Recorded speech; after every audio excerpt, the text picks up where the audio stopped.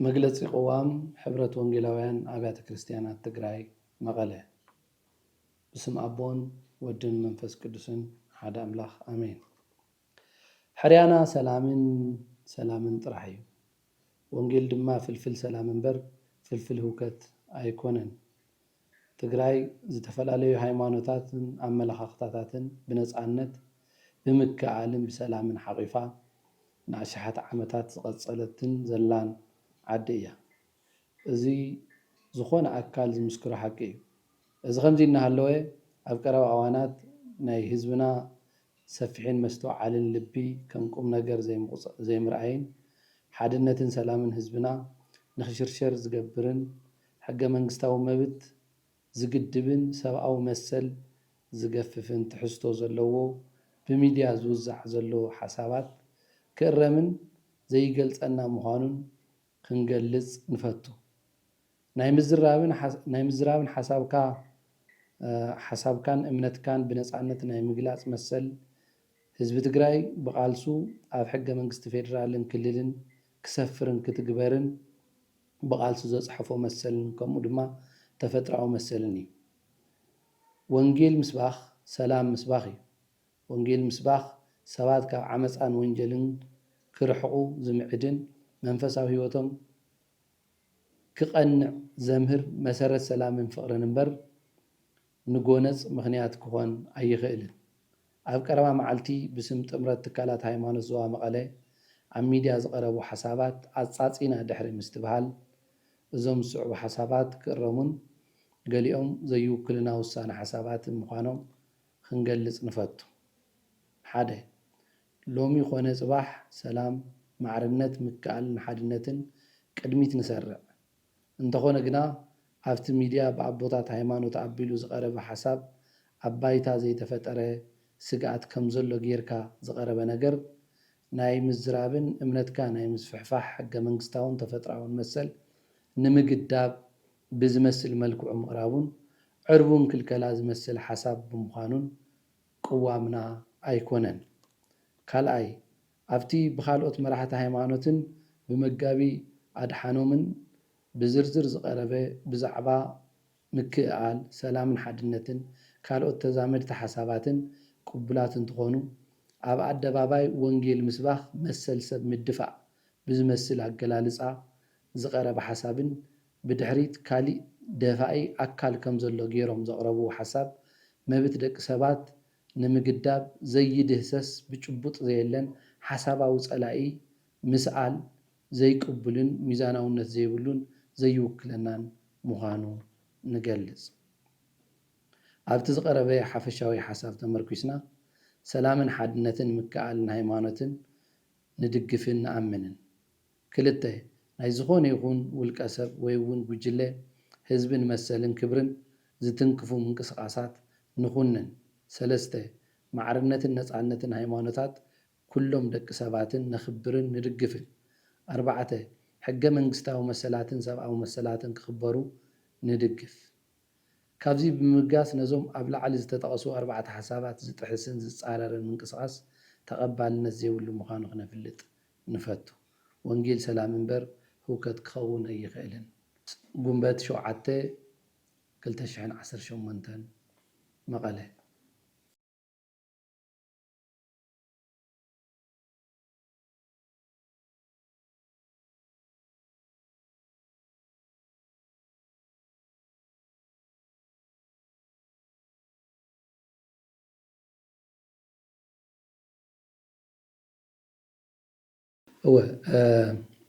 ወንጌል ብመሰረቱ እና መረጽካ ትገብሮ ኣይኮነን ከምዚ ዝብል መጽሓፍ ቅዱስ ክነግረና እንተሎ ኣብ ማቴዎስ ወንጌል ምዕራፍ 28 ካብ 19 ክሳብ 20 ዘሎ ብፍላይ ድማ ካብ 18 ከንብቦ ኢየሱስ ከዓ ቀሪቡ ከምዚ በሎም ኩሉ ስልጣን ኣብ ሰማይ ምድርን ተዋሂቡኒ ኣሎ እምበኣር ኪዱ እሞ ንኩሎም ኣህዛብ ብስም ኣብን ወድን መንፈስ ቅዱስን እናጥመቕኩምዎም ነቲ ኩሉ ዝኣዘዝኩኹም ምእንቲ ክሕልውዎን እናምሃርኩምዎም ደቀ መዛሙርት ግበርዎ እንሆ أنا دما كسع مودات عالم كل ساعة مساقاتكم يزب سلازي وانجيل نقول له وانجيل أو كل أو كل عالم وني كل سب وني سلازي زي حدا بتي ملكوتاوي سرعات زتوهابه تأزازيو زخوني يكون أكال فقده نأمنت كايل كاتقوري كالاي هذا حق منقستنا عنقص 27 ناي مزراب مسل حساب كان ناي مجلاص مسل هيمانوت كان ناي مسفحفح مسل بحفشا ناي مزراب حساب كان ناي مجلاص مسل بقالسي حزب تግራይ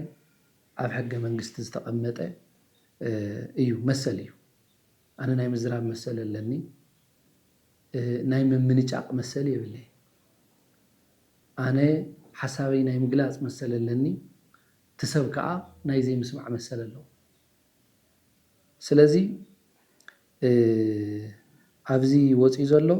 ኣይትዛረቡ መሰልኩም ኣይትጠቀሙ ዝብል እዩ بزخونة مجلس حق منجستي يغير تحق منجست غير تولي تقور أمبر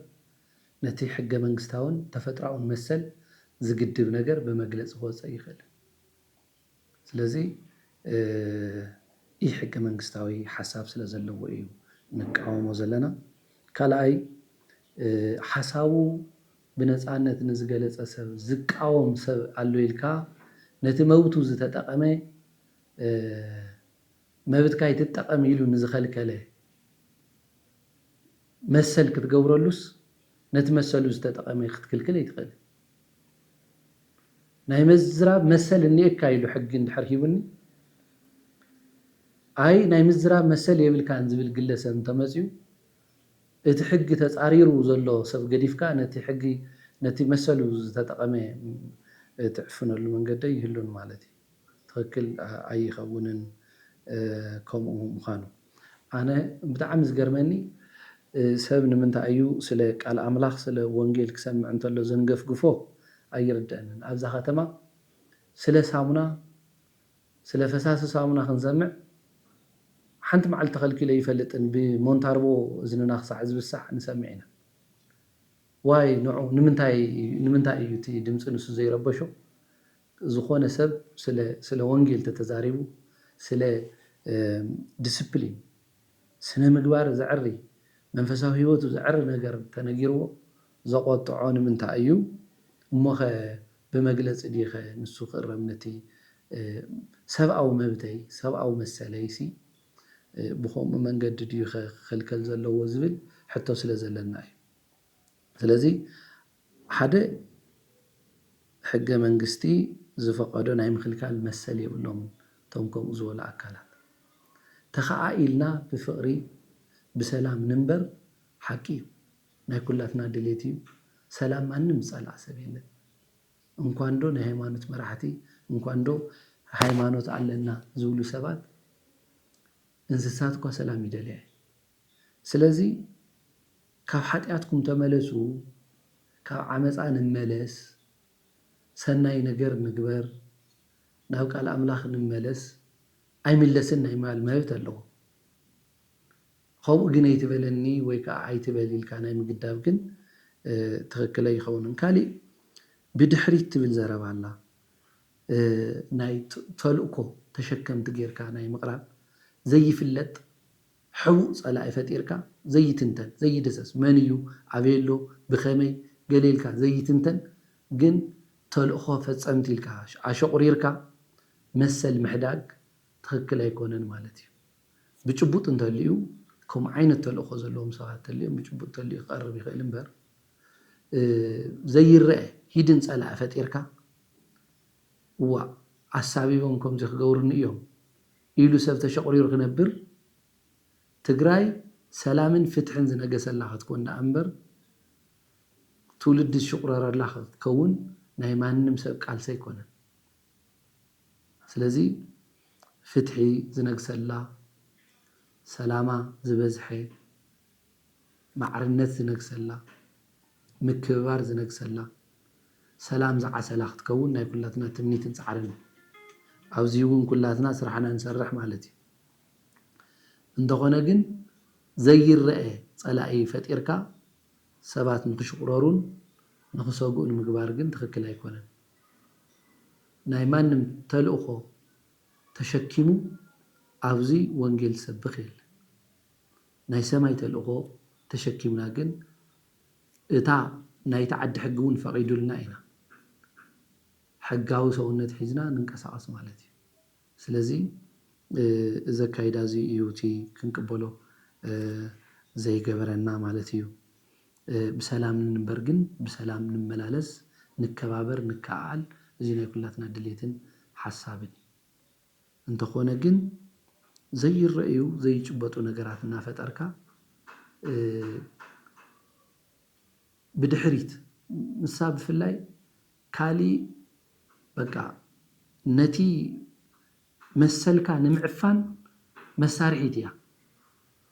زي غا أخسر رح يبلون زي غا تقبلنا يبلون وانجيل مسبخ تفترعو مسلنا أيو حقا منقستاو مسلنا وني محبراو قديتانا وني محبراو قديتانا حزبكو بخارا نحاوي وقالو كاب تفاعتن كاب عمس أنت تمليسون بخارا نحاوي وقال كاو تملسينا نبلزلنا كاب زرفيا تملس كاب قتلت تملس كاب صوتاو عمس تملس ونجل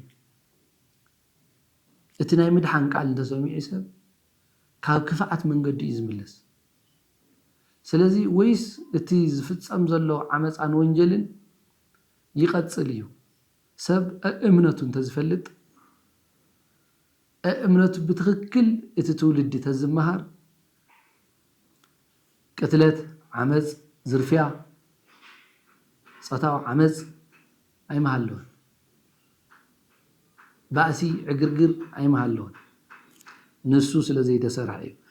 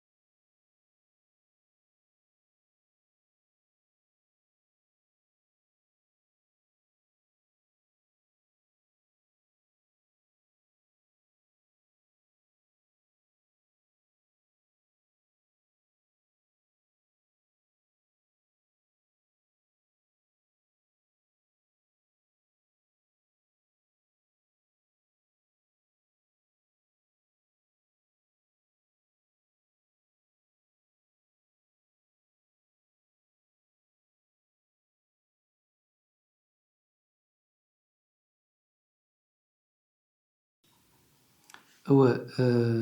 اتي مجلسي اتوانا تصقم كحبي خاص افت زي كونه تقرت مغبار عينت مسلي بحقي نسندين تصقماتنا حيزلنا تصقم مسدي ناي صتا سغات يلن زرفيا عمص يلن نسو ወንጌል ሓደ አካል ነጥቆም ዓይነት ተግባር ዘለዎም ሰባት ንኽምለሱ ዝሕግዝ እዩ ብስነ ምግባሮም ክህነፁ መንፈሳዊ ህይወቶም ክህነፁ ግን እንታይ እዩ ኣብቲ ኣደባባይ ምዝራብ ዝተኸልከሉ ነገራት ኣለዉ ኣብቲ ሕጊ ንኣብነት ኣብ ትምህርቲ ቤት ኣብ ሃይማኖት ካልእ ሃይማኖት ትካል ኣብ ዘለዎ ተቃራኒ ሓሳብ እትህበሉ ከም ጥዕና ጣብያ ኣብ ብዙሕ ሰብ ዘለዎ ከምኡ ዝተገደቡ ምክንያቱ ስርዓተ ትምህርቲ ብኣግባቡ ክካየድ እንደገና ንዕግርግርን ረብሻን ኣመቺው ዝኾኑ ቦታታት ዝተገደበ ነገር ኣሎ ግን እዚ ሒዝ ዝቐርብ ዘሎ ግን ልዕሊቲ ኣብቲ ሕጊ ዝተቐመጠ ዘሎ ገደብ ዝግድብ እዩ ብስርዓት ዝዛረቡ ዝዓይነቱ ስለ ዝኾነ እዩ እንደገና ቶም ተርእዮታት ባዕልና ኢና ንፈጥሮም ዘለና በተለይ እዞም ኣቦታት ሃይማኖት እዮም ንወንጌል ክተግኡ እዩ ዝግብኦም ኩሎም ንእምነት እዮም ክተግኡ ዝግብኦም እምበር እምነትኩም ኣይተስፍሑ ዝብል እውን ናይ ምክልኻል መግለፂ ከውፅኡ ሓደ ሕገ መንግስቲ ናይ ምቕያር ወይ ከዓ ከምዚ ናይ ምግዳብ ስልጣን የብሎም ካልኣይ ፃውዒቶም ኣይኮነን ፃውዒቶም ወንጌል ክስበኽ ከተባብዑ እዩ ስለዚ እቶም ዝኽልከሉ እቶም ዝተገደቡ ኣብኦም ንኸይንርከብ ብምስትውዓል ምኻድ የድሊ ኣብ ትምህርቲ ቤት ከይድካ ዋጭዋጭ ምባል ኣየድልን ኣገዲዱ ዝሰብኽ ከዓ የለን ኣገዲዱ ስምዐኒ ዝበለ ከዓ ሰብ የለን ንሕና እኮ ለይቲ ቀትሪ ዘይንደልዮ ድምፂ ንሰሚዕ ኢና ብዓብዪ በዚ ሆርን ስፒከር ካብ ኣብያተ ክርስቲያናትን ካብ መሳግድን ዝመፁ ድምፅታት ኣሎ ሰብ ኩሉ ሰብ ፈትዩ ዝሰምዖም ኣይኮን ግን ተኸባቢርና ተደማሚፅና ክንነብር ኢልና ሱቕ ንብል እውን ክርበሽ ተደሊና በቃ ኣነ ክህወኽ እየ በቃ እዚ ድምፂ እዚ ሰሚዐ ክህወኽ እየ ተዘይልና ክህወኽ ኣነ ሒዝ ሃዊኹኒ ይፈልጥ መዓት ድምፂ እየ ዝሰምዕ ሃዊኹኒ ድቃሲ ኢና ሓዲረ ይፈልጥ እዚ ግን ዝተፈለየ እዩ ንሕና ክንዛረብ ኣይትዛረቡ እዩ ኣይትንገሩና ንሱ ከዓ ትኽክል ይመፅእ ከም መራሕቲ ሃይማኖት ከዓ ክንገብሮ ዝግበአና ወንጌል ክስበኽን ምድሪ ሰላም ክትከውን ኩሉ እምነቱ ክርዳእን ከፊሉ ነቲ ቃል ኣምላኽ ዝብሎ ክሰምዕን ምግባር እዩ ስለዚ ንሱ እዩ እቲ ክንዛረበሉ ዝደለና ብፍላይ ኣብዚአን ኣፍተን መግለፂ ብድሕሪት ትብልን ናይ ምዝራብ መሰል ዝነክእ ኣደባባይ ገለገለ ኢልካ ሽም ብምሃብ ጠቕላላ ናይ ምዝራብ መሰል ዝኽልክል እዩ ስለዚ እዚ ከዓ ኣይንቕበሎን ዝብል ቅዋም ስለ ዘለና እዩ እዚ ማለት ግን ንረብሻን ንዕግርግርን ላይሰንስ ይወሃበና ዝብል ኣይኮነን ሰብ ናይ ምዝራብ መሰል ተጠቂሙ ሓሳቡ ይግለጽ ሰብ ከዓ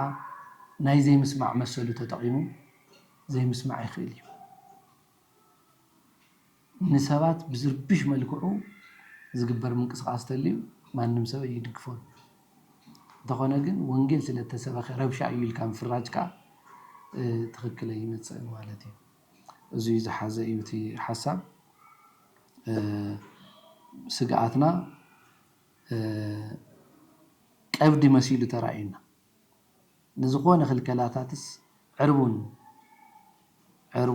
ዝመስል ነገር እዩ እሞ እዚ ክስተኻኸል ዘተሓሳስባ እዚ ክቕየር እውን ሓሳበይ ክገልጽ ይደሊ ይቐኒየለ